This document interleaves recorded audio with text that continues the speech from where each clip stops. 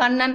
அதுவும் சரிதான் கண்ணா என்றபடி அந்த பிராமணனிடம் சென்று அர்ஜுனன், பிராமணரே, காய்ந்த புல்லை தின்னும் நீர் பசுமையாக இருக்கும் உயிருள்ள புல்லை தின்றால் அது உயிருள்ள அந்த புல்லுக்கு ஹிம்சை தருவதாகும் என்று எண்ணுகிறீர்களா? எந்த உயிருக்கும் தீங்கு செய்தல் ஆகாது என எண்ணும் நீர், உண்மையெனில் உயிருக்கு ஹிம்சை தரும் கத்தி உன்னுடைய இடுப்பில் வைத்திருப்பதற்கான காரணம் யாது? சொல்வீர் என்று பணிவராக கேட்டான் அர்ஜுனன்.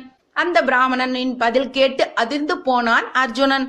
உயிர்களுக்கு இம்சை தரும் கத்தி உன்மது இடுப்பில் வைத்திருப்பதற்கான காரணம் என என்று அர்ஜுனன் வினவியதும் முகமே மாறி போயிற்று அந்த பிராமணனுக்கு. சற்றென்று அவருடைய வலது கை இடுப்பில் இருந்த கத்திக்கு சென்றது. பற்களை நரநரவென்று கடித்து அவர் ஆவேசமாக பேசலானார். துஷ்டர்கள் இருவரை தண்டிப்பதற்காக தான் இந்த கத்தியை என்னுடன் வைத்திருக்கிறேன். அவர்கள் மட்டும் என் கண்ணில் பட்டால் அவ்வளவுதான்,